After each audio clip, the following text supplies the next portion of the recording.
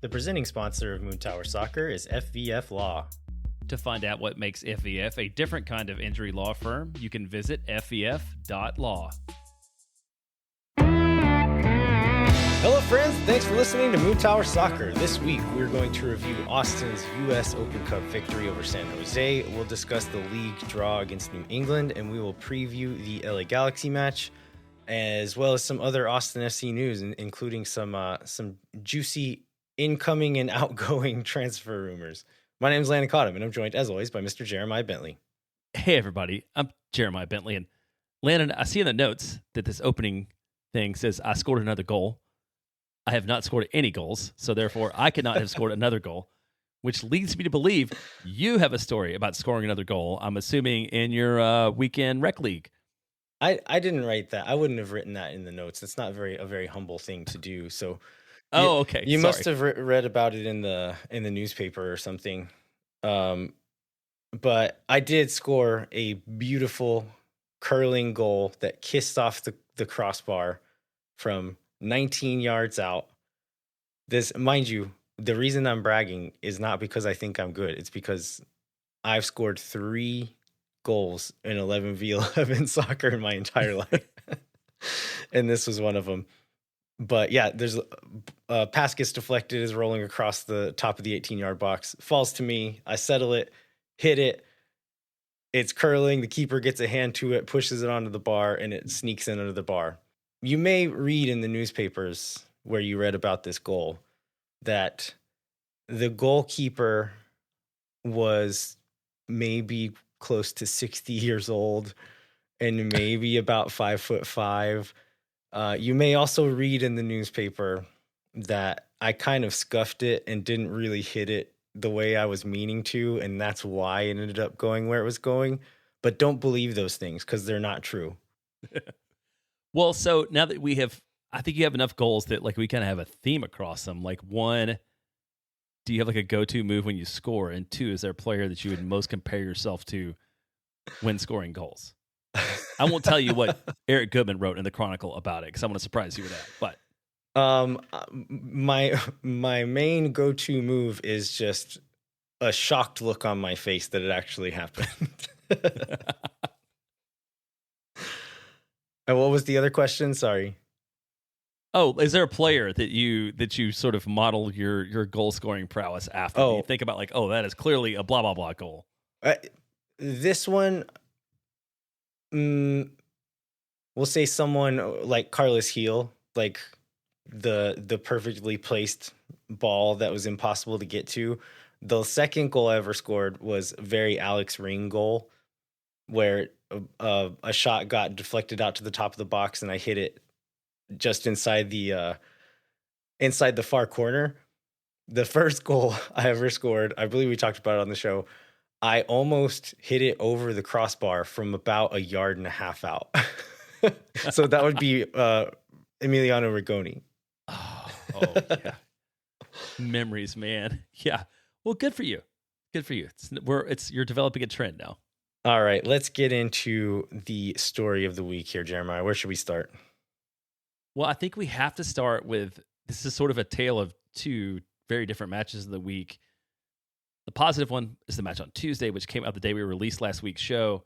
Austin continues its unprecedented run in the U.S. Open Cup, picking up a victory in penalties against San Jose quite late on a Tuesday night.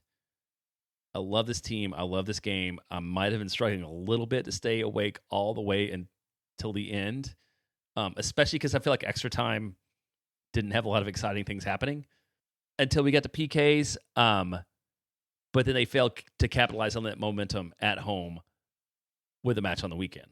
Yeah, the thing that I kept saying in various group chats and to people was just, that was a stupid game. And Austin did not deserve to win it. Yeah, we'll talk about Brad Stuver in a second, but I mean, without Brad Stuver, and then literally the two of the only good plays we had the entire night led to penalties. And then Brad Stuver played probably the best game of his life, I would argue. That's the only reason we went through. We'll get into the rest of it, but Austin did not play a good game. I don't think anybody could argue that they deserve to get even a draw out of this game, much less the win. No, I think it was very obvious from all the numbers, which we'll get into after the break. But San Jose, definitely the better team on the night. I guess I've seen this theory that Nico Estevez' teams are kind of so cynical that they're perfectly built for cup competitions when you just kind of have to be just good enough in specific moments. I don't know. That doesn't really seem like a believable.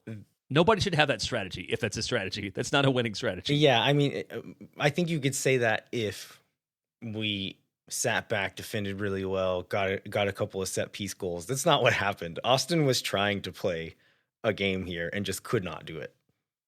Yeah. Well, let's go. Since I brought Nico up, let's go into the weekend. And sort of, I think the big thing is Nico says after the match, Austin would win that game 9 times out of 10. That was not my experience on that night. I feel like Austin had a few really good chances that weren't converted. New England had a lot of chances that, again, we'll talk about Bradley Stuver's week, that Brad Stuver managed to avoid, but that was not one where I felt like at any point in time Austin was like on the verge of picking up a victory that, again, felt well-deserved. Like maybe Austin was on the verge of stealing one, but like that one was just a weird match too on Saturday night, I thought. This one was more frustrating to me than the San Jose match because there were moments where they did look like the better team and they did look like they were going to score.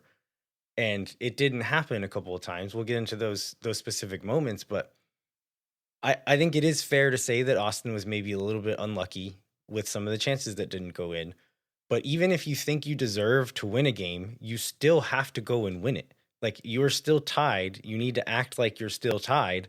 And as that game went on, Austin's players were too passive or casual or timid. You can apply one of those words to most of the players on the field.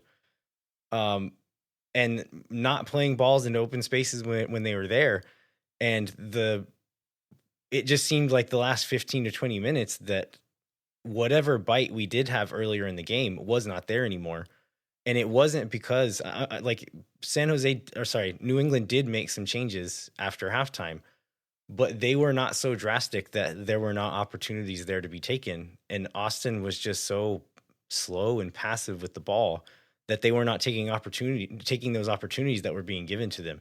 And that was really frustrating to me. So like whenever they're just bad and the other team is much better than you, like I almost am less mad at those games because I'm like, okay, whatever. Like you're just getting the crap kicked out of you. But whenever it's like one of those the hope that kills you moments where in this very game you've shown many times that you're better than this other team, and then you just stopped doing it at a certain point. And to your point on changes and on the like how lackluster Austin looked late, like Nico does make subs in this one relatively early.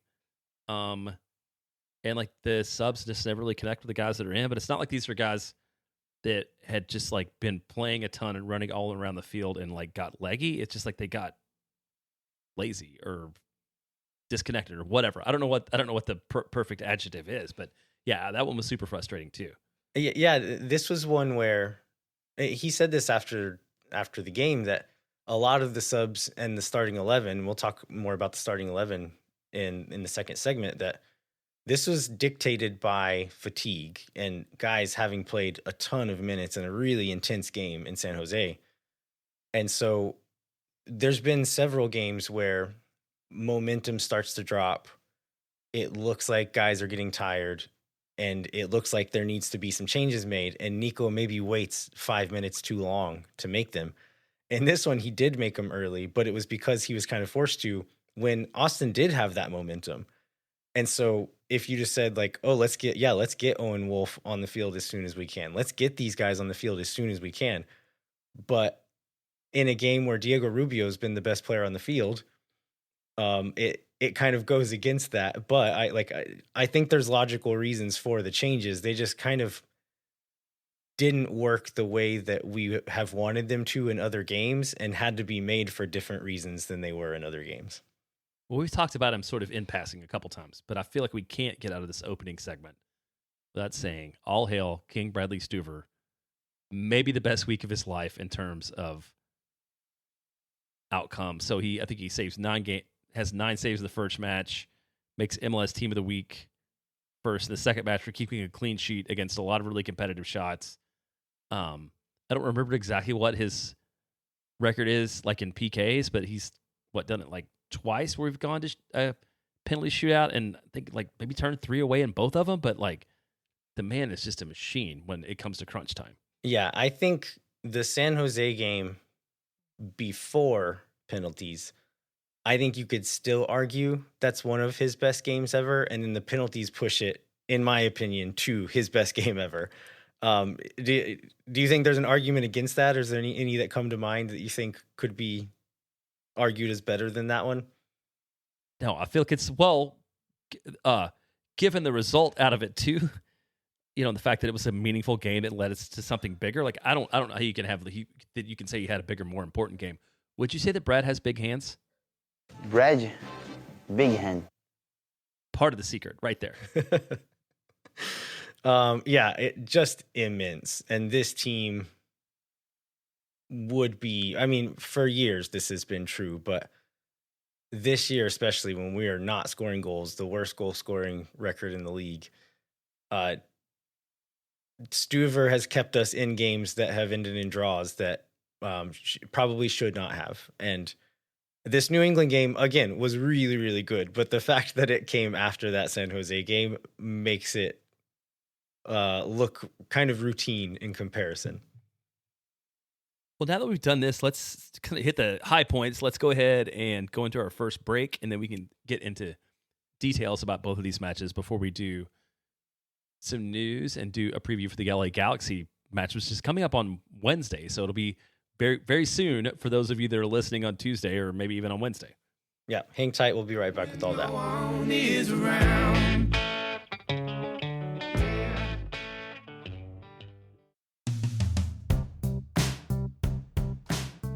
Moon Tower Soccer is brought to you by our friends at FEF Law, the official injury lawyers of Austin FC. FEF is a different kind of personal injury law firm dedicated to community, transparency, and client education. And they have their own podcast called Summary Judgment that you can check out wherever you get your podcasts. You can go to FEF.law to find out what makes FEF a different kind of injury law firm and why understanding your legal options can dramatically change the outcome of a case. Once again, that's FEF.law. Amplify Credit Union is a member-owned financial cooperative that served the needs of Central Texans for over 5 decades. As a credit union, Amplify has no shareholders or parent companies. That means more of your money stays in the community. Amplify has been the home of fee-free banking since 2022. Their free checking accounts come with 0 overdraft fees or minimum balances. That means Amplify's fee-free checking accounts help you get more mileage from your everyday spending. Amplify membership is open to any Texas resident. Learn to trust your bank again at Amplify Credit Union. To learn more and to register for free parking at the Amplify Esperanza branch on game day, go to www.goamplify.com/moontower-soccer. And we are brought to you once again by Tony C's Pizza and Beer Garden, serving New York-style pizza and authentic Italian, now open in Kyle at Kohler's Crossing, in Round Rock in front of Del Diamond, and on Anderson Lane near Shoal Creek Boulevard, which is near Q2 Stadium. So I was driving south toward San Antonio, I think last week, and I was going through Kyle. I go through near Kohler's Crossing, and I don't want to throw shade at the city of Kyle, but there's not a lot of like non-TGI Chilligan options there. So it was really great to see Tony C's, and then it made it a really easy decision to stop there and grab a pizza when we were on our way to San Antonio. Nice. If Tony C sounds good to you, you can stop by for a pizza or a pint before all this year's home games, or bring the whole family for lunch or dinner. It's great vibe, great tap list, great pizza, great food in general. This week's pizza of the month is what, Jeremiah? It is the broccolini, which is olive oil, roasted broccolini, fresh mozzarella, cherry tomatoes, roasted garlic. There's also, as always, the 2 for Tuesday, which is 2 pizzas for the price of 1 every Tuesday, and Pitcher Perfect Thursdays, half price pitchers of beer every Thursday. You talked about that last time we had this ad read. Beer selection is awesome. Get yourself a half price pitcher. Heck yeah. Check them out at any of their locations and at TonyC'sBeerGarden.com.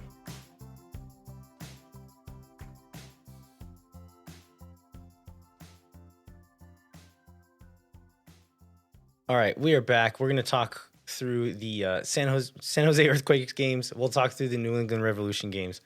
Then we'll get into, after that, into the news, which includes a potential outgoing Hunter Obrian rumor, and then more details on the potentially incoming Diego Palacios, as well as some other stuff. So let's get to it. Jeremiah, where should we start with the San Jose game? Yeah, I think we have to start. This is one that we expect to be a bigger story before. We talked about this last week, but a bigger story before the LAFC match got postponed. It's like, would Austin prioritize this one? How do you manage minutes? Especially knowing that there's the potential very much for this one to go 120 and maybe go to PKs, which is ultimately going to happen. And I think the question is, like, would that affect what Nico was going to do in this match? I think the answer from this week, which we will learn, especially when we look at what Austin is doing in the Saturday match, is that this is something also that ties back to what he's told us, is like he's playing the best 11 to win every match. So he kind of rolled out, I feel like, the best 11 players to give them the chance to win, regardless of the potential consequences for the match on the weekend. And maybe you should do that with a Open Cup to prioritize a trophy with a team that's not doing that great in the league. Yeah, I mean, I think the argument against the quote best 11 would be Uzuni is not in this 11. Robert Taylor is not in this 11. I think there's probably some. My guess there would be the fact that it could and then did go 120 minutes. That you kind of need to be strategic with how much people are going to play, especially with a couple of folks coming off of injuries. Three players coming off of injuries, really, that would be in your best 11 that are not all in this best 11. And I think that's part of why I'll probably talk more about John Gallagher later on and why he keeps getting these starts. It's because you can count on him to go as long as you need him to, really. And then you can switch him around different positions. And so it's just a player that you aren't guaranteed to have to take off. And that would be my argument for why that happens. And then, so he ends up going 60 something. Desler goes the whole 90. Uzuni comes on later on and ends up playing. How many minutes did he end up going? Almost 60, right? Uzuni goes close to 60. He comes on in that triple sub at 66. And so I think that's going to be the theme between these two games, is looking at them in isolation. I don't really like the starting 11, but these two games together, I understand some of the decisions that were made. Well, let's go to San Jose gets a goal early in this one. This one comes like this is another, like, San Jose looks like the better team, right? And this is one bit of evidence that they do, because this is I don't know, it's just like a good team goal from San Jose and kind of a, like, Austin not looking as good. Yeah, this comes in the 12th minute. DeJuan Jones, they're just kind of playing it around the back. DeJuan Jones plays a pretty slow ball in behind for Osini Buda up the right wing. Biru, in true Biru fashion, thinks he can get there to cut it out. Spoiler alert, he cannot get there to cut it out, and he just whiffs it, leaving Buda in behind by himself. He's driving, it pulls our whole back line one man over with fewer players in the box. Preston Judd makes a run towards the near post, carries our center backs with him. Chicho Arango fills in behind. Sabovic is a little bit late getting there, and then Buda's ball cut back across the box there was really nice. And then Arango just hits this beauty of a shot. First time, the ball's bouncing, hits it kind of out of the air, up into the upper 90. Stuver has no chance here. What is Biru doing here? Like, this is a bad decision. It's a bad defensive play. There's still a lot to do after that point, and Arango does it. And, like, it's like half annoying, half like you just throw your hands up and, like, what do you do? Yeah, and it's like, it's Chicho Arango. Like, this, one of the themes on this night that I will remember is, like, the guy's really good. And you have to account for him. And even if you do, he might well end up scoring anyhow. Yeah. So you alluded to this, but Austin can do nothing in this game. And they're trying to play through the middle there, which is a thing like often we're not terrible at, is like getting the ball out of our defensive third. It's like when we get further forward where we usually have issues, we couldn't get past that first step. San Jose was kind of playing a man marking system, and I'm sure they would have watched video on them doing this in other games and known it was coming, but Austin just looked shell shocked. They didn't know what to do with it. There's many moments where Danny Pereira, who you'd expect in that type of system, would be the guy, like you're looking to get it to him because he can dribble past one player. That then forces other players to leave their man and step to him. And there's moments where he's standing perfectly still, not moving to get the ball, not running towards the ball, just standing there. And there's certain situations, certain defensive moments where that is kind of a tactic where, okay, the 6 will post up in one spot and is not an immediate option, but whenever you swing it around to a certain area, then he becomes an option. If they're man marking you, it's not going to work because that guy's just going to stand there and mark you the whole time. And so I don't know what the plan was, but whatever it was, the players were not doing it, or I don't know what was going on, but they could not get the ball onto our best players' feet in that moment. We go into halftime, come out, they make some changes and are able to get Danny Pereira on the ball a bit more. His dribbling helps a little bit, and we're able to get the ball forward a little bit more at that point. One of our few good passing sequences leads to an underlapping Biru playing a little 1-2 with Pereira, and then Brandon Vazquez kind of peels out wide inside the 18-yard box. Biru plays to him. He takes the touch back inside around Floriani, one of their back three. Floriani kicks him very gently in the shin, but kicks him nonetheless. Vazquez goes down and draws the pin. I think you maybe thought this one was a little soft here, Jeremiah. I think this one was a little bit soft. Honestly, this was the least soft of the two soft PKs, I think. Oh, you thought this one was softer? You thought the other one was softer? I thought the other one was softer. I mean, I feel like this one was more obvious. He got kicked in the shin in the box with the ball. Did he go down? Sure. Yeah. I think this was the softer one. I think the other one is undeniable. This one, it's one of those where like he like pokes him in the shin with his toe. And if Vazquez had decided just to keep running, I think he probably could have.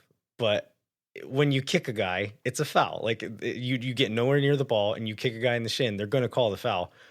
And when it's in the box, like that shouldn't change, and it didn't. And so I think both pins are fair. I think this was the far softer one, but still absolutely should have been a penalty. Like you can't kick someone like that and just get away with it.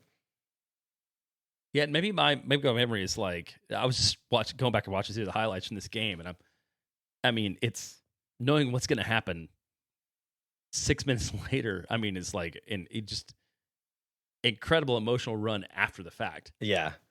So Vazquez takes this one, sends Daniel, their keeper, the wrong way, and scores. We get a triple substitution immediately after that.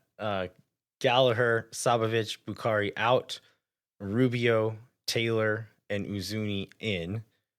Rubio goes into the midfield. Uzuni goes to the right wing, which I don't think we've seen this year yet, and then Taylor goes to the left wing. And not long after that, we get this Brandon Vazquez injury, which is devastating here. Goes down really awkwardly on a dribble, no contact, just plants his foot, his knee kind of twists, he drops, hands to his face immediately. And you see players go down and put their hands on their face or start like being emotional. I've seen this before where they are just scared of what happened, and that's why they're acting the way they are. I was really hoping that was the case here, that he was scared it was worse than it was, and that's why he was reacting that way. But we got the confirmation later that week that it was a torn ACL, and that the reaction was what it looked like. Yeah, I think that was like as it went on, I became like, oh yeah, this is real. This is not sort of like that like, you've played contact sports. There's like that, there's an initial sting sometimes where you're like, oh, this is awful. And you're like, oh wait, no, actually, like it's okay. Like I thought I broke my ankle playing high school football once, and like it was all right. But as he stayed down and like with the reactions of the other players, when the medical staff coming on, like it seemed bad. And yeah, that's right. We got it's an ACL tear. I think he's already had the surgery, if I remember right. Yeah. Season ending. I mean, it's going to quite likely extend into some part of next season. Like I would be surprised if it doesn't. And we may talk about. We will talk sort of about it going forward. We talk about the New England game, what it means for the attack, but we can also maybe talk about what it means for the roster with the window opening up when we get a little bit later into the news part of this show. Yeah, because when a player is not going to play for you again the rest of the season, you can put the season-ending injury tag on them, and you can use that spot again for the rest of the year. So, yeah, later on in the show, we'll talk about how Austin can and might use that spot if they do. Robert Taylor misses a chance in the 83rd minute where Kolmanich squares the ball across the box and he just hits it wide. Oh, we have to talk about this Desler challenge on Christian Espinosa in the 96th minute. So Christian Espinosa and Joseph Martinez are on the bench to start this game. They come on in the 76th minute. 20 minutes later, Espinosa flicks a ball over his head out of pressure. Desler meets him on the other side, lunges in with a high foot, wins the ball. He does get the ball first, but also leaves a giant gash on Espinosa's knee. Espinosa's furious, runs over to the camera, is directing the camera to witness his injury on his knee. Did you happen to see, there's some sleuths who pointed this out. I think Derek Ensign is the one who showed it to me. You could hear Bruce Arena on the replay talking about the injury. No, I didn't hear that. Bruce Arena's yelling at the medical staff for taking so long and leaving him on the field, and said something along the lines of, you could have put an effing butterfly on it. Like he just wanted to go out and slap a Band-Aid on it and let him stay on the field. Oh, he ends up getting subbed out like a minute later, right? So it was not like he was not. That's very Bruce Arena's response. I'm not surprised by that. Yeah, I thought that was funny, but yeah, Espinosa's furious about this. Do we think this is a red? What's your take here?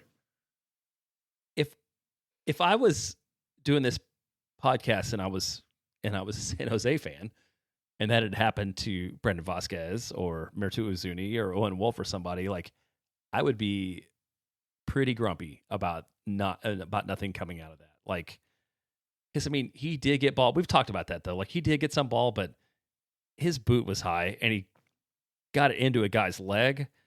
I would have no problem at all with that being a red, which obviously changes the tenor of this game, but I was very, very happy to get away with it at the same time. Yeah, it was not malicious or intentional, but it was dangerous. And that's dangerous. That's all you have to do. You don't have to mean it. If it was dangerous, they can give you the red.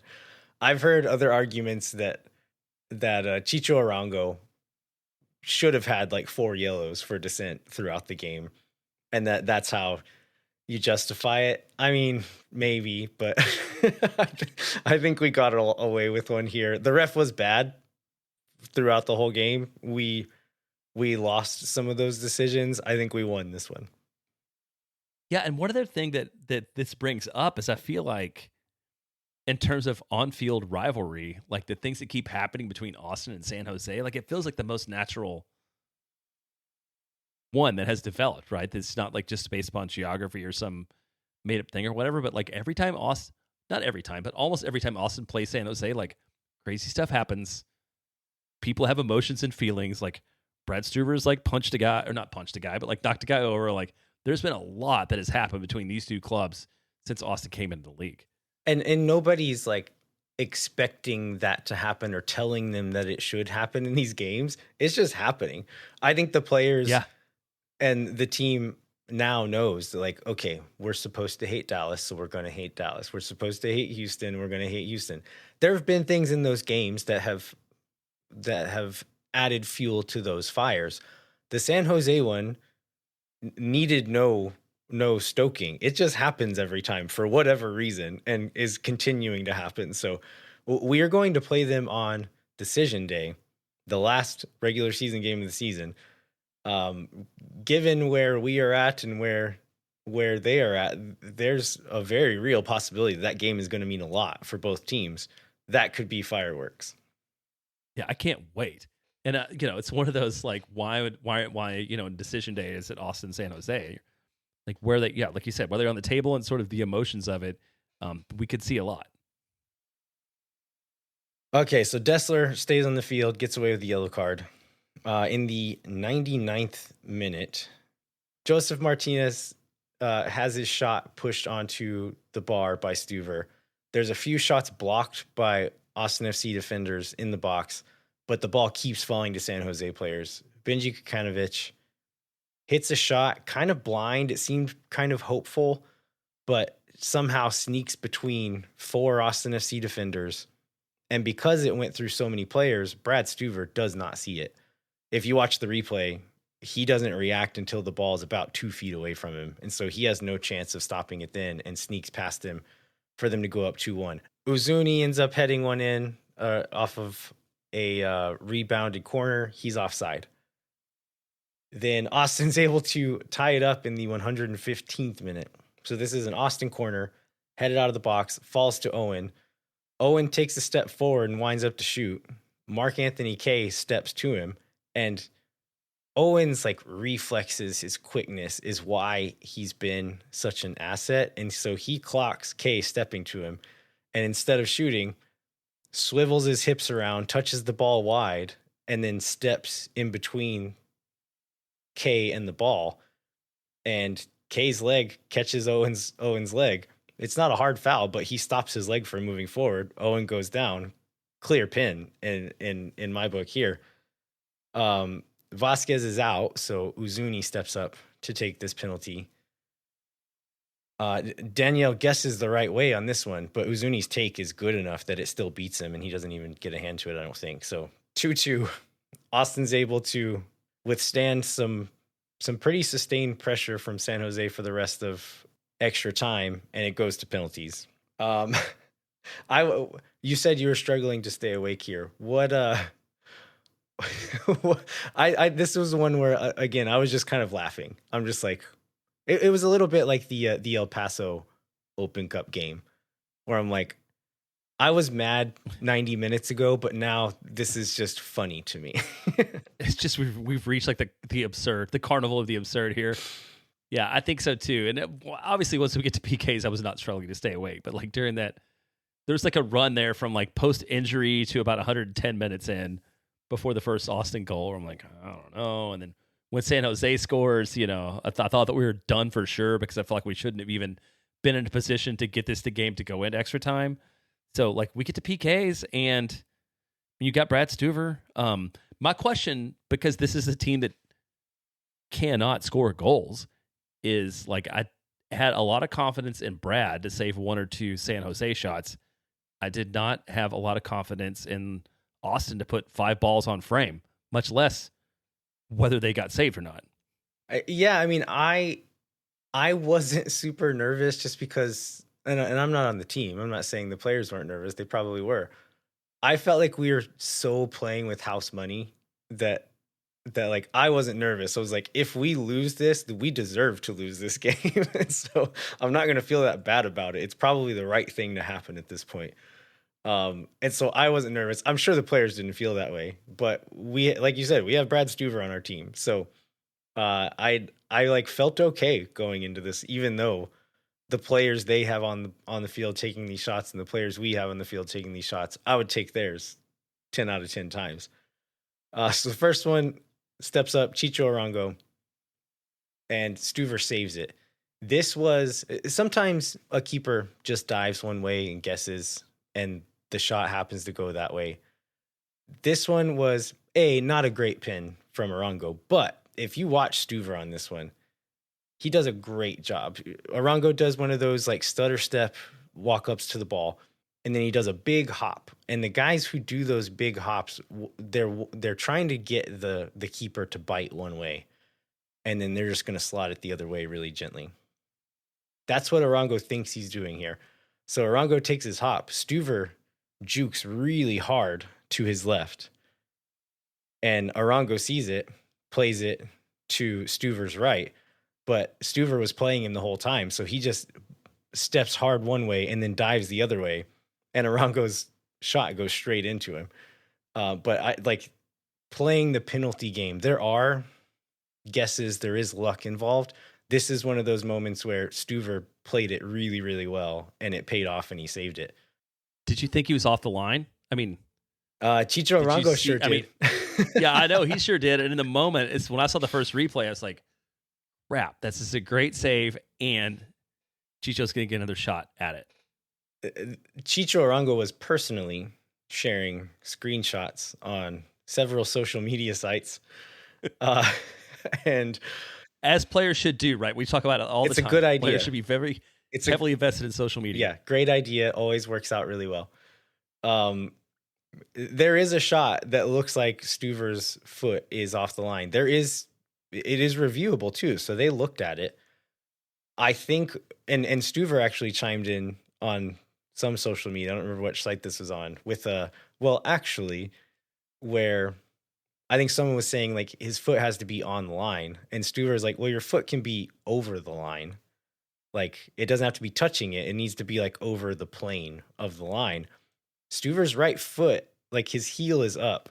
It's hard to see from that angle whether or not it's over. I think he probably was like half an inch off the line, but I think they probably looked at it and said, this is not definitive. We can't really tell, so we can't overturn this. Either way, I mean, like the shot was bad. That extra inch didn't help. And so I understand like the feeling of injustice, but also Chicho Arango was acting like an idiot and was, I don't know if you saw this, actively arguing with Derek Ensign in Instagram messages. No. Awesome. Again, always a great idea. Always works out super well. Rubio takes Austin's first one, I believe, and scares the absolute hell out of me with his shot. He hits it so hard, and the trajectory of the ball looks like it's going to go 6 feet over the bar. The first thing it hits is the roof of the net, which is a terrifyingly tight angle to take in that situation. He didn't look scared. So, but like in hindsight, absolutely beautiful take. Like that's unsavable. Nobody can save that. But it really scared me. Uzuni and Taylor put theirs in. Robert Taylor scores with a Panenka, which is the ballsiest way you can take a penalty. And is like, there's an art to it, right? Like you have to approach it as if you're going to hit it hard and then hit it softly. Like if you just walk up to it like you're going to hit it softly, the keeper, and this has happened before, the keeper will just stand there and catch it. And so you have to sell it, and which makes it such a ballsy move, but he sells it super well. Keeper has no chance. Owen steps up. Oh, sorry. Stuver saves DeJuan Jones's penalty, which was just Stuver guessed the right way. It was a bad take, so it was a pretty easy save there. Owen's the fourth taker with a chance to win. Cool as you like, steps up, buries it the opposite way of where Danielle went. I thought this was a really nice moment for Owen to be able to win a game like that for as big as he's been for the team this year, but not really had as much box score representation as maybe his performances have deserved with everything he's gone through for the last several years with his dad and all of that. For him to step up and win this game, like I really love that for him.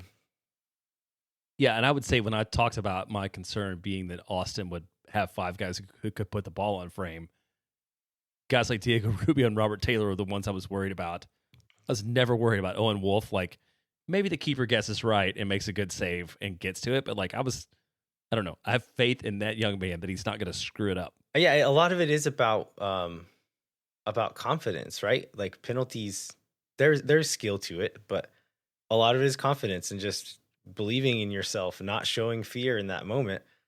I would say those three guys are probably the ones you would want in that situation too. I mean, Rubio is just a badass and probably doesn't feel fear. Taylor has some sauce in him, and then Owen is just like just so confident for how young he is. That yeah, I think those are great guys to take those, and it paid off. Were there any other player, like maybe player notes you wanted to talk about from this game? I want to get into this locker room picture, which was way disappointing after the last one. I don't know. Maybe we all overreacted to the last one so much they decided to tone it down a lot. I feel like maybe the weather was different because there were a lot of guys in sleeves, which seems weird for July. It was not. It was like in the 60s there, I think, during the game. So maybe that had something to do with it. But it was a much more chaste photo than the last away win we got. Yeah. Let's maybe take a quick break, and then we'll come back. Okay. Discuss the New England game, and then get into all of that news we teased earlier. All right, let's do it. Boone Tower Soccer is brought to you by Sage Wilson Realty. The Sage Wilson team is made up of Austin experts who are client-focused and have over 30 years of combined real estate experience. Our friends at Sage Wilson Realty are giving away 2 tickets to an upcoming match. You can fill out the form in the show notes for your chance to win. If you or someone you know are in need of Sage real estate advice in Austin, talk to our friends at Sage Wilson Realty. Be sure to check them out online at sagewilson.com.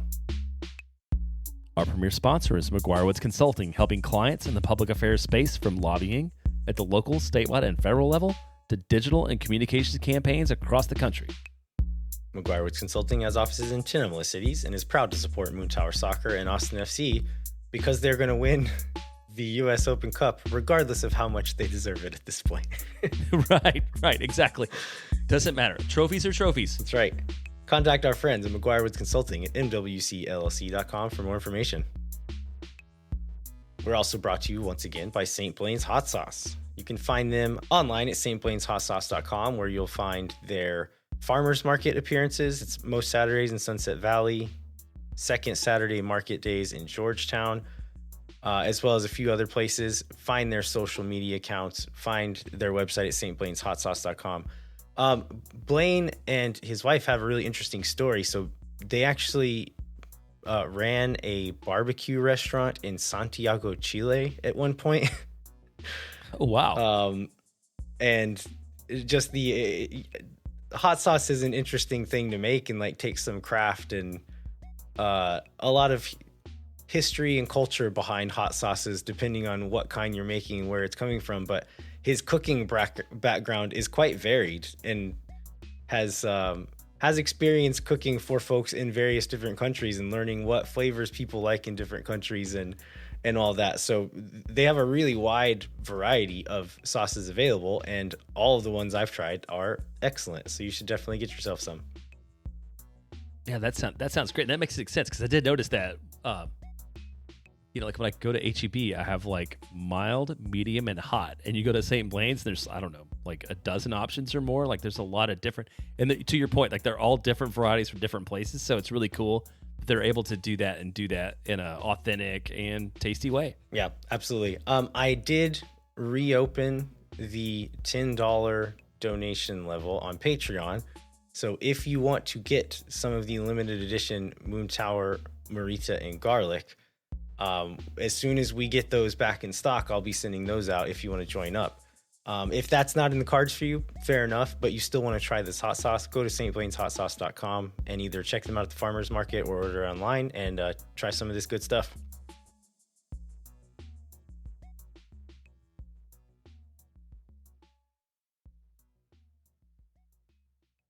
Austin comes away, steals one on Tuesday night. Austin advances to play in the U.S. Open Cup semifinal against Minnesota United. That will be away because Minnesota beat Chicago.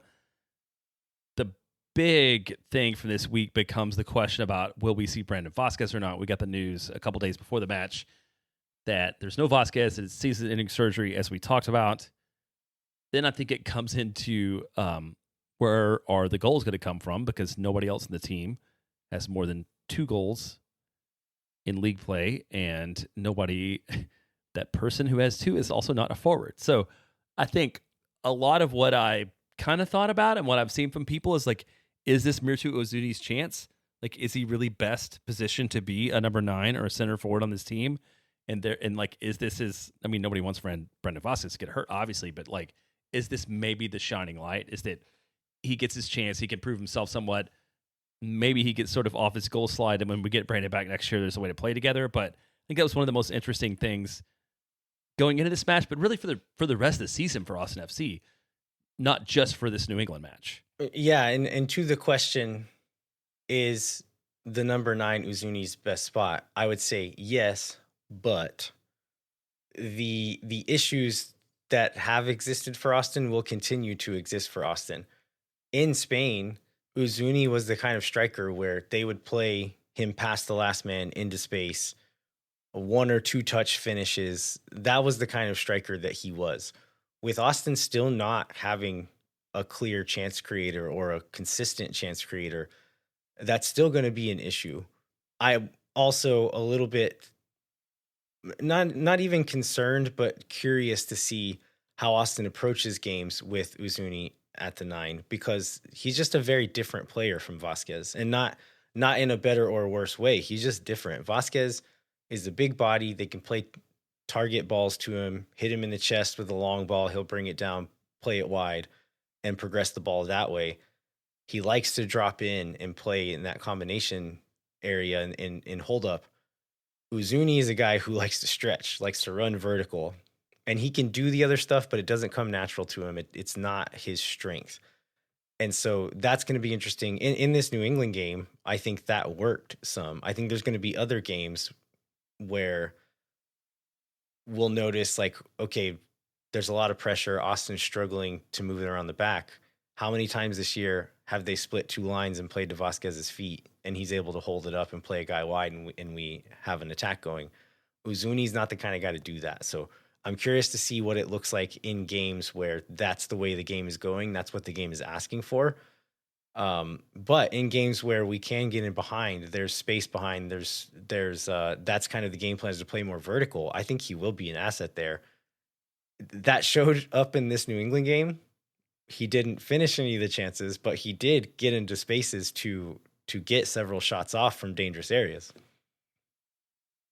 Yeah, and that's good. That's a continuing through line on his season, right? Is just he has gotten in some decent positions and just hasn't been able to convert. So I was at Turnstile about an hour before this match when the lineup comes out, and I think some of the folks were a bit surprised by who was in this lineup and who wasn't in this lineup. And I think not having Owen Wolf in this lineup is probably one of the things that came out of that. I think, not having either Wolf or Sabovic in that midfield were things that I think were interesting or surprising a lot of folks. And I feel like you maybe have a different take about why that was the case. I don't necessarily have a different take on whether or not this is a good lineup, because I don't think I don't love it. But I'll play devil's advocate here and maybe give some, I guess, like, read between the lines of the logic as to why this was the starting lineup. So you get Jean Kolmanich and Cascante into the back line for Biru and Svatak.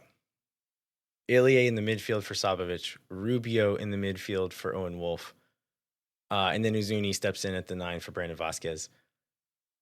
I think most of it is, if you look at the guys on the bench, a lot of them, several of them played 120 minutes on Tuesday in the Open Cup. If it's 90 and you're going Tuesday to Saturday, that's one thing, but 120 is a different thing. And so I think that's probably why we don't see Svatak and Owen. Ilie and for Sabovic, I think the reasoning there is like, okay, Ilie is kind of old. Sabovic isn't the fittest guy on the team and can't usually finish out games. So I think he played 60 the other night maybe, and then played 30 in this one, something like that. I think that's probably why that happened. And then what that doesn't explain is John Gallagher starting on the wing over Robert Taylor. Robert Taylor just seems like such an upgrade there. I still think there's like the flexibility aspect of John Gallagher starting in this game. And Nico kind of hinted at this in the post-game press availability saying that we pulled John from the Tuesday night game early, knowing that we wanted him to go 90 in this game. And so when you start John Gallagher on the left wing, that is one less sub that you know you're going to have to make. You know Desler played 90 on Tuesday. You know Desler isn't going to be able to do that again due to his kind of fitness level after his injury. And so by starting Gallagher on the left wing, you know you can pull Desler when you need to, move Gallagher back there, and then put Taylor in at that point. If you start Taylor and Desler, you're essentially saying these are two guys we have to sub at some point. And that takes away some of your flexibility. So I think what you lose in attacking ability, soccer playing ability from John Gallagher, you gain in kind of substitution flexibility. Again, it's not very inspiring. I don't fully like it, but I think there's some logic there, and that's probably why it happened. Well, let's get into the.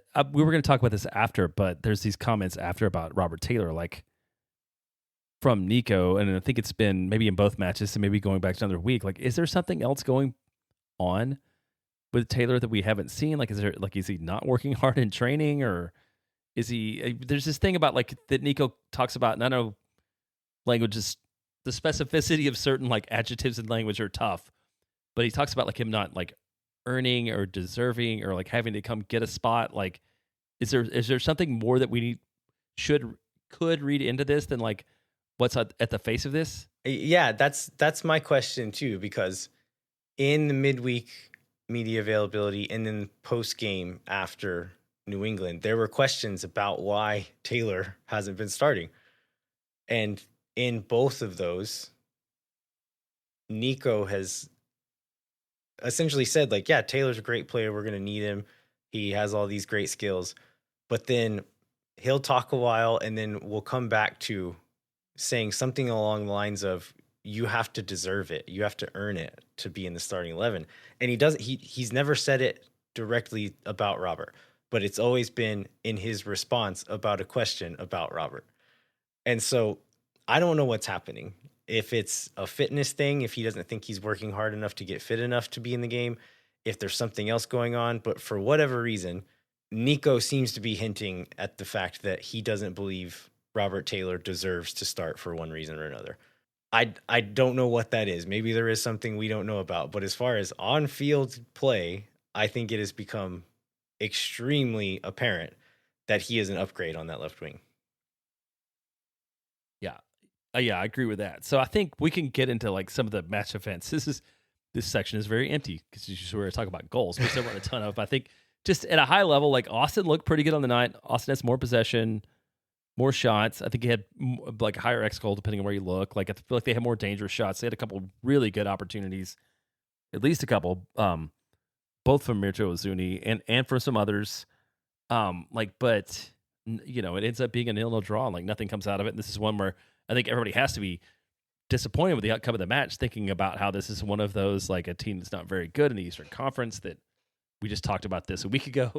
Like if Austin's gonna not be just like threading the edge of making the playoff line, like this is one of those that you need to go ahead and win at home. But what do you see on the night that makes it different? Yeah, there's like a few pleasant surprises and then a few unpleasant surprises. One of those being, okay, Diego Rubio is starting in the spot where Owen Wolff has been maybe our best player this year. Diego comes in and is really impactful on this game. He just sneaking into these little pockets. So essentially this felt very 2022, 2023 to me as far as the roles that our midfielders were playing, where you had Ilie playing as more or less a lone six, and then Danny and Rubio playing as those dual 10, dual 8s in front of him. Of course, with Danny with the tendency to drop in during build-up, and then Rubio the tendency to push forward. But that's a little bit how Ring and Driussi operated those few years when they were together as well, where they're more or less playing identical roles with slightly different tendencies. And Rubio and Danny were able to pop up into those pockets in between New England defenders and then turn and either drive or play passes forward. And that was where a lot of our most dangerous patterns came from. And then we talked about the triple substitution, and Nico said, like, yeah, we took those guys out because of fitness. So Svatak comes on for Cascante in the 57th minute. This is Cascante's first game back. He wasn't terrible. There's a few times Langoni and Thomas Chunkalai are both wingers playing as like kind of dual strikers.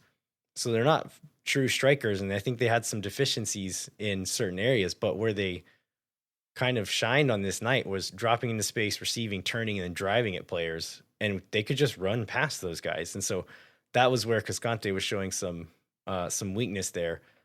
But it's his first game back after injury, so they pull him at 57, put Svatak on. Sabovic comes on for Ilie. Again, Ilie is old by soccer standards, and so he comes off. Taylor comes on for Desler. Again, Desler played his first 90 minutes on Tuesday, so you probably wanted to pull him off pretty early here. And they move Gallagher to right back. Robert Taylor goes to left wing. And then Owen Wolf comes on in the 67th minute for Rubio. You would think putting some of these guys on, we'd be upgrading in a way, and it did not look that way.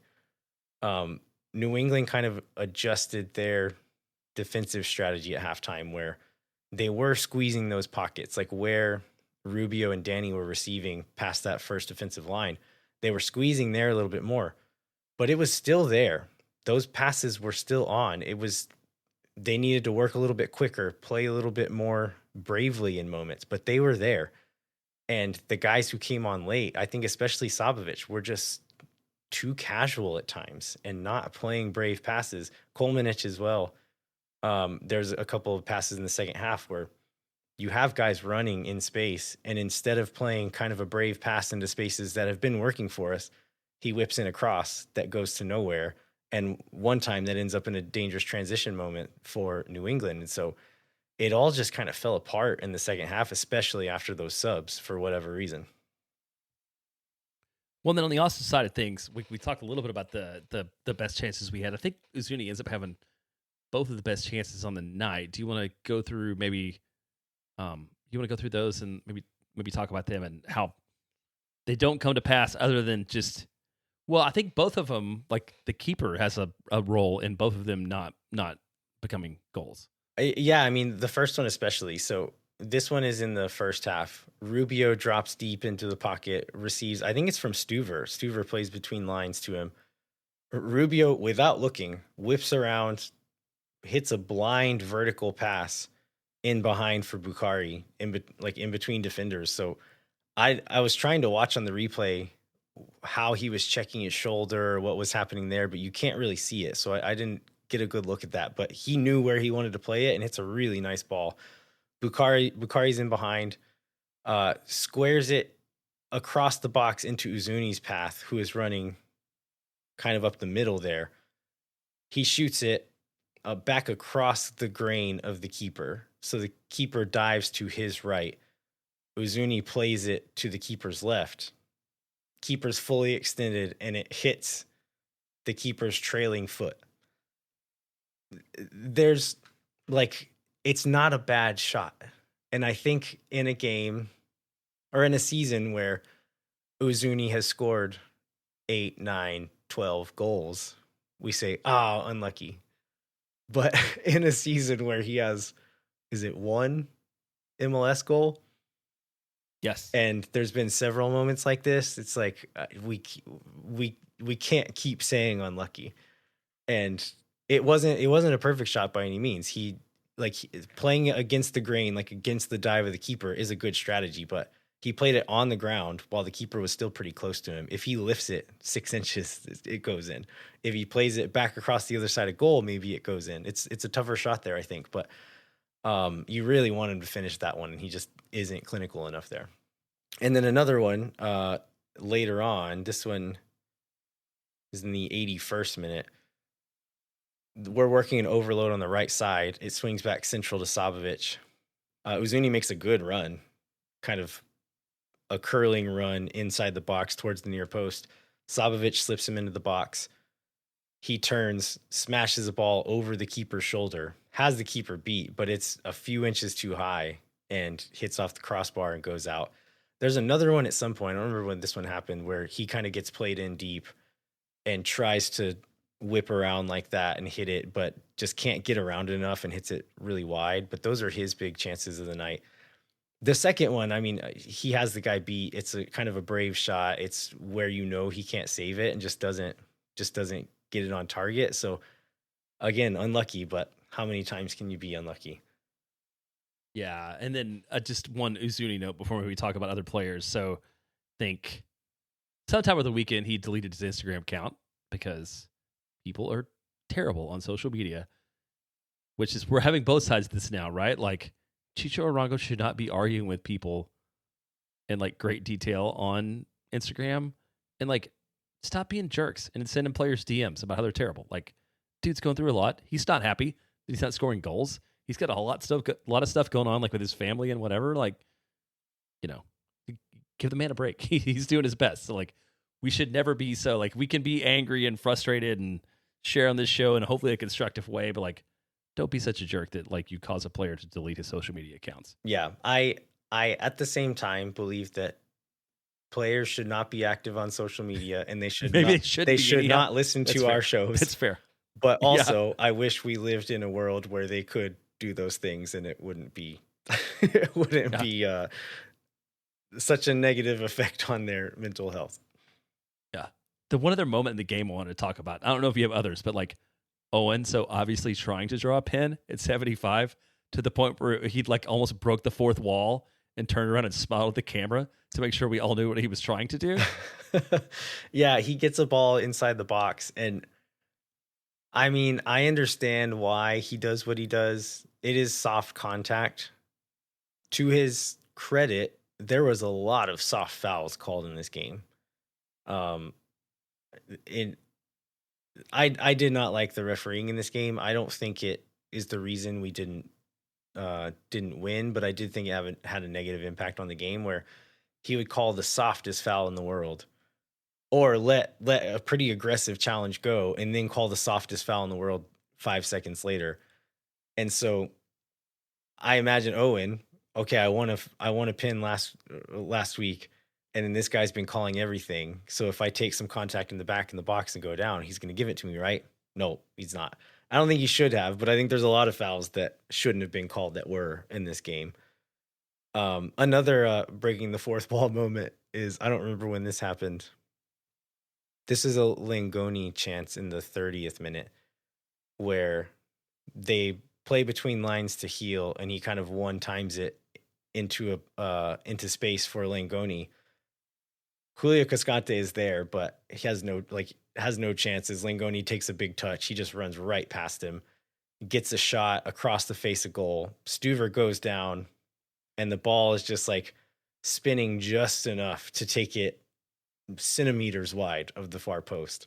They give Austin a corner, and I saw this in the stadium. They put it up on the big screen in the stadium, but Stuver's face, he's like facing away from the ref, and he just has this look of, okay, I'm not going to say anything, but you got that one wrong, buddy. Yeah, I do remember that. I love the photos. I don't remember who got them, but yeah, there's some really good photos of that one. What else we got? Any other moments we need to talk about in this game? Bukhari gets a couple of chances in the second half, just rips these cannon shots where if it's on target, like, or in a certain area, the keeper has no chance, but one of them hits the post. One of them is not far enough out of the frame of the keeper, and he's able to push it away. So, I mean, this game was more frustrating to me than the Open Cup game because of the promise we showed in certain moments. And then we need to have that killer instinct of, okay, maybe you feel hard done by with some of the chances that didn't go in, but they didn't go in. Go get another one. And that mentality was not there for the last 20, 30 minutes of the game.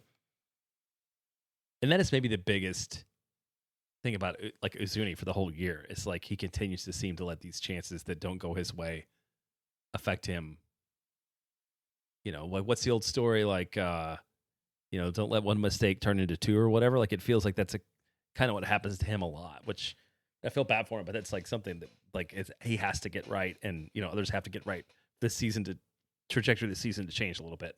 Yeah, he at least keeps working hard and keeps like a level of urgency. Savovich looked like we were winning 2-1 and he was trying to kill out a game. I'm like, bro, we need to win this game. Like, this is one we have to win, and you're acting like we're trying to kill the game out. All right, should we end that one there?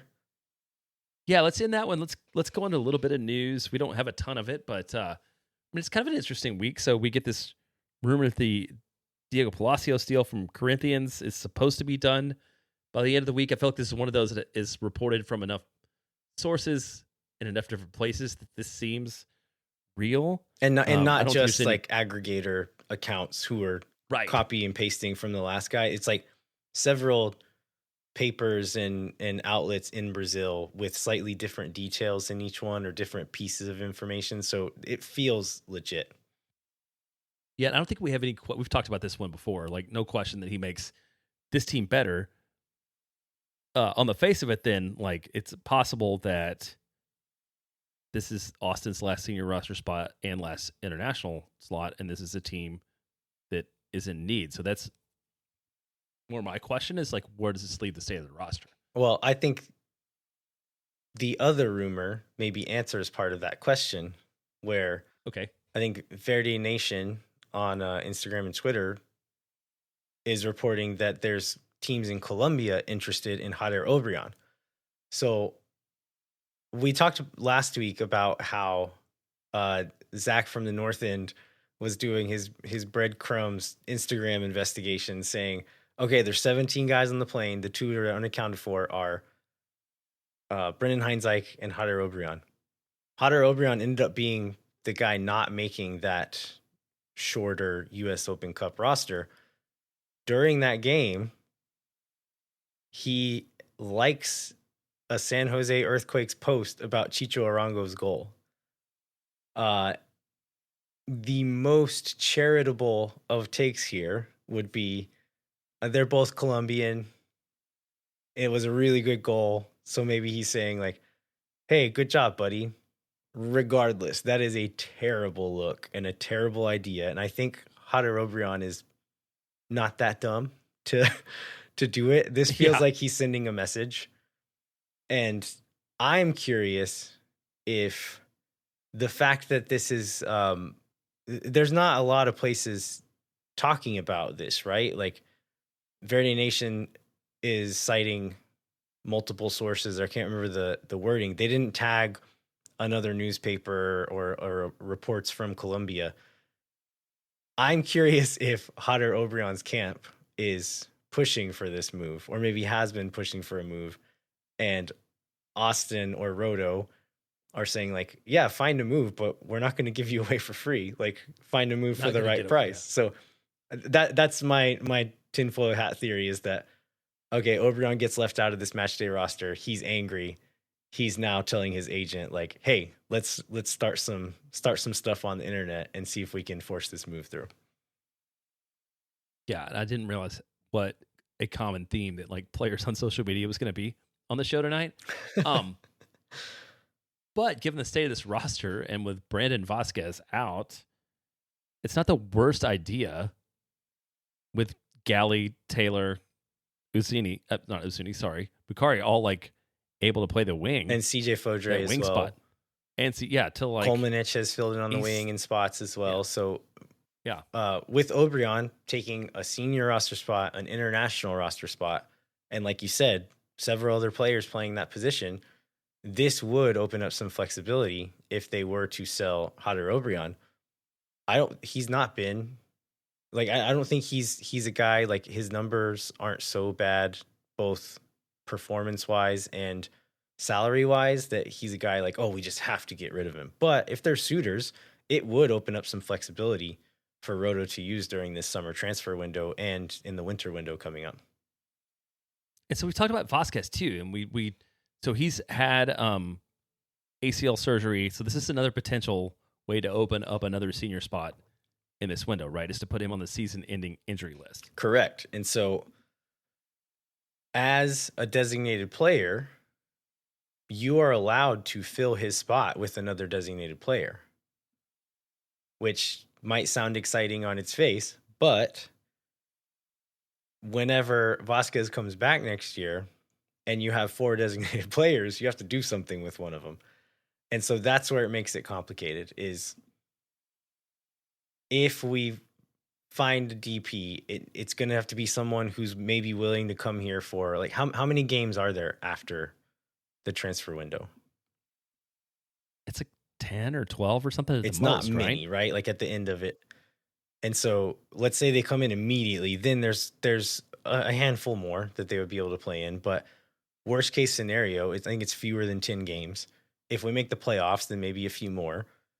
But just thinking of like track record of players in that scenario that Austin or other teams have brought in, the hit rate's not great. Like, you have to find someone who is either willing or desperate enough to take that kind of contract, which doesn't give me a lot of faith that they would come in and be the guy that we need to make such a difference in such a short amount of time.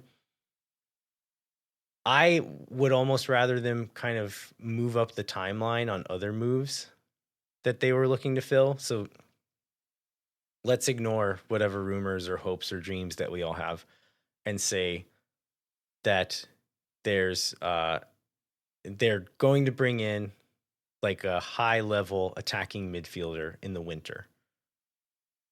That was maybe a TAM player. Okay, so now that Vazquez is out, we could try to find this short-term DP look, but it's going to be someone who's maybe not going to be around in the 2026 season. And so what if we moved up that timeline and said, okay, let's bring in that attacking mid TAM player now. They can see out the rest of the season, get used to playing with these guys. Come 2026, they've served their David Goss theorem time and are going to be ready to roll in 2026. I think all of these options are complicated, right? Like, okay, maybe they did have the idea to bring in that attacking mid, but what if it was like a specific guy and he's out of contract this winter or whatever? Like, the contract timing and like you're going to get him on a free, but if you have to pay a transfer fee, then maybe you can't get him under the TAM limit. Or the DP player, like, it's the timing makes it awkward and maybe makes it to where the guys they could get are not worth taking the risk on at that point in time. So I don't know what they're going to do. I'm sure they'll try something, but I don't think we should all be super excited about, okay, this short-term replacement DP is going to come in and fix everything for us, because you have to thread a pretty small needle in order to get someone who would actually fit the criteria to come in and fill that spot. Yeah, just given all those factors you talked about, it seems virtually impossible. All right, we have a couple other pieces of news, and then we're going to do a quick LA Galaxy preview. Jeremiah, what else do we have? So it's both of these news are game related. So the game on July 5th, which was going to be versus LAFC, which got rightly rescheduled because of the flooding, will now be on October 12th. So this will actually be after decision day, right? So it'll be the post-decision day match? It is the week, before, which is an international break. Okay. And so that's why we weren't playing. It's because MLS teams got to kind of choose which international breaks they would play or not play in, or requested at least. This is going to be an international break. And so we could potentially be having some guys missing for a game that will very likely mean something to this team. But we're probably going to meet, yeah. And then in stadium news, so we got an announcement today that U.S. is going to play against Ecuador at Q2 on October 10th. We also got news that maybe tickets won't be like $100 for the cheapest seats in the stadium, so maybe there will be like somewhat affordable seats. So this one becomes one that's like somewhat appealing to me because Ecuador is pretty good. And I know it's not like there's not like a high stakes in it or not, but if I get a $50 ticket to watch the U.S. national team play against Ecuador in a match in October, I'm probably going to head out there and see it. Yeah. And then this week, we've got one match. We got LA Galaxy on Wednesday night in LA. LA Galaxy is still last in the West, but their last two matches, they've shown signs of life. They've beaten Vancouver, which obviously Austin has struggled with, and DC United in their last two matches. It's kind of going through because they've got all these guys that we know, and we still don't have Ricky Puig, but Marco Royce, which is at one point seemed like one of these guys who were awesome in Europe that were never going to find their way in Major League Soccer, is showing some production. So Marco Royce is leading Galaxy both in goals with 5 and assists with 6. So they're seeing some production out of him, which is probably good for them. They also have Austin won. Peck and Paint still playing regularly together with Royce on the field as well. So a lot of these heavy hitters that either haven't been in form or haven't been healthy are all in the field together, and they've won 2 in a row because of it. This is probably a different team than the team that Austin beat 1-0 in April. We were just talking about this off air, but there's also some energy in this one, largely dating back to the, attempted murder of Ricky Puig that Gary Biederu did, according to national pundits. I don't know, man, but yeah, there's definitely it has become a chippy matchup. And this is Austin's first time going back since that game that ended up being really fiery. At the end of that game here this year, Joseph Paintsill was trying to fight half the stadium at the end of that game. So I wouldn't be surprised if this one got a little bit spicy. Hopefully no Austin players do anything too stupid and get sent off or do anything that's going to be detrimental to the game. And hopefully it's just spicy to the level that makes it a fun and entertaining game to watch. Yeah. Yeah. Is there anything that you expect to see from Austin out of this one that maybe is different from what we saw on Saturday night? I guess there's maybe not so much worry about minutes because after this one, there's the All-Star break. There's time off. So you don't have to worry about saving anybody for any upcoming opportunities. But what do you think Austin runs out in terms of lineup and in terms of strategy in LA?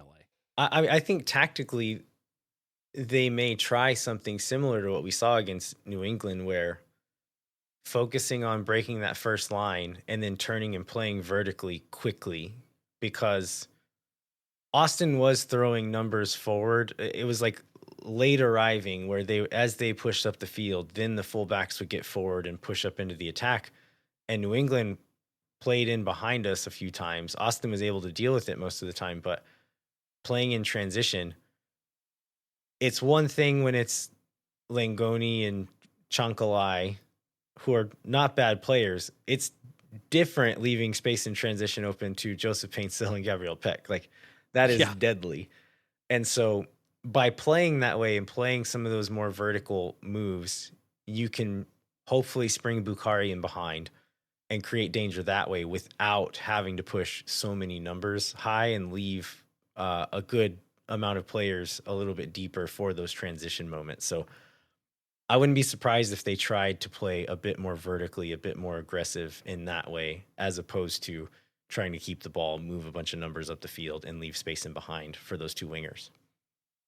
And then that becomes one where one would like to see the return of speedier than Julio Cascante, Alexander Svatak to the back line, because he's probably less likely to get skinned when a guy's running if you're playing more vertically. But he's not perfect, but he seems like a better option defensively. Yeah, I would expect to see Svatak and Heinzeich back in. I would expect to see Biru starting again. The midfield is interesting. I thought Ilie was pretty good for a lot of the game against New England, and Sabovic, I already expressed my frustrations with him, so maybe we see a change there. I think you see Uzuni at the 9. I think you see Bukhari on the right wing. I really hope we see Robert Taylor on the left wing, but who knows? Maybe we don't, for either strategic minute management reasons or other secret reasons we don't know about. But I would really love to see him get a real run out during a game. But I don't think there's going to be a ton of surprises or any bizarre roster choices aside from that left wing spot. So, it's just going to be a question of which Austin team shows up. Does the plan they have work? Does it perplex the players for some reason and they're unable to do anything? Or can they put some stuff together and actually create some chances? Story of this team, man. All right, let's go ahead and wrap it up. All right. We'd like to remind you to rate, review, and subscribe wherever you get your podcasts. Come find us online wherever you're online. Sign up for the Patreon. And thanks so much for listening. Next week, I believe it's going to be me and Mike previewing All-Star Week and then also recapping the LA Galaxy game. And we'll also cover whatever other news happens between now and then with the summer transfer window quick approaching. Until then, I'm Landon Cottom. I'm Jeremiah Bentley. We'll catch you next time. When no one is around.